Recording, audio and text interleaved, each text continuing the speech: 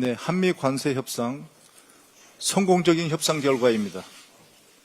민생 회복과 성장으로 이어가겠습니다. 한미 관세 협상의 성공적 타결은 민생 경제 회복과 성장에 대한 기대를 한층 높였습니다. 그저께 코스피 지수는 2021년 8월 이후 약 4년 만에 최고치를 기록했습니다. 주요 언론들은 불붙는 증시, 활기도는 증시, 코스피는 불장이라는 타이틀로 속보를 내보냈습니다. 어제 오전 한미 관세 협상의 타결 소식에 코스피 지수는 장중 연고점인 3,288을 찍었습니다. 지금의 흐름을 코스피 5천 시대의 동력으로 삼아 민생경제 회복과 성장으로 반드시 연결하겠습니다.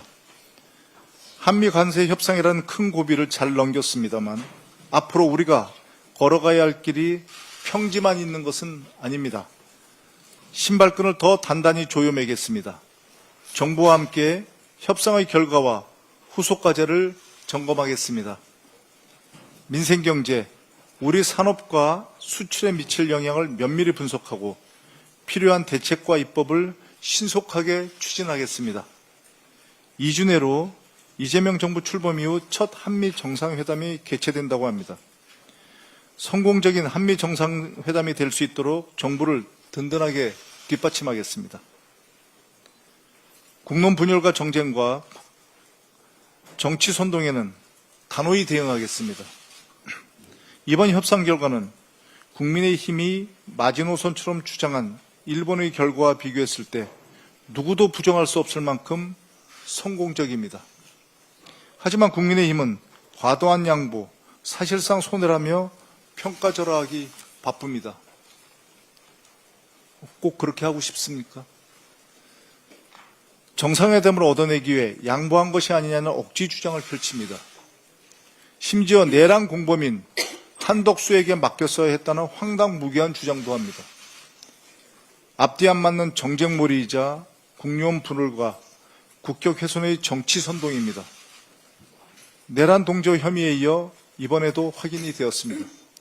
국민의힘은 자정과 혁신의 능력을 상실했습니다. 법과 역사, 주권자인 국민의 심판을 피할 수 없을 것입니다. 국민의힘은 스스로 심판의 시간을 앞당기는 어리석은 행동을 멈추기 바랍니다. 민주당은 민생개혁의 속도를 높이겠습니다. 대표적인 경제 형벌인 배임죄를 신속하게 정비하겠습니다. 위법적인 경제 사안을 형벌로 처벌하는 경제 형벌은 사실 과거 군사 독재 정권의 유산이기도 합니다. 대부분의 국가에서는 민사적 손해배상 책임으로 제재하고 있습니다. 사업하시는 분들의 애로를 들어보면 배임죄 자체도 우려하지만 그보다 검찰이 배임죄의 남용을 더욱 크게 우려하고 무서워합니다. 법원은 이사회 등의 절차를 거쳐 경영적 판단을 한 사안에 대해서는 배임죄 성립을 제한하고 있습니다.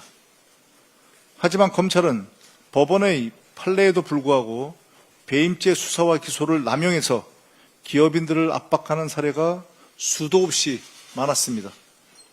이러한 문제점을 인식한 법무부는 대검찰청에 배임죄 수사와 기소의 남용을 방지하기 위한 가이드라인을 제시한 바 있습니다.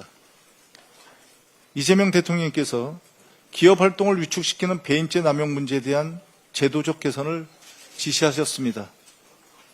국회도 그동안 배임죄 문제를 심각하게 인식하고 당정대 긴밀한 협력을 구축해왔던 사안이기도 합니다. 제도 개선의 공감대가 형성된 지금이야말로 개혁의 적기입니다. 민주당은 대표적인 경제 형벌이자 검찰의 기업인 압박용으로 남용되는 배임죄를 신속하게 정비하겠습니다. 그 2단계로 나누어서 우선 민생 책임 강화를 전제로 다양한 의견을 잘 정리해서 최적의 방안을 찾아 처리하도록 하겠습니다. 더 나아가서 정부의 경제형벌 합리화 TF와 긴밀하게 소통하며 미진한 부분이 있다면 계속해서 보완 입법을 해 나가도록 하겠습니다. 민주당은 경제형벌은 최소화하는 대신 민사 책임을 강화하여 경제형벌과 경제정의를 함께 실현하도록 하겠습니다. 실용적 시장주의 정부, 이재명 정부가 약속한 공정성장의 대한민국을 반드시 실현하도록 하겠습니다. 이상입니다.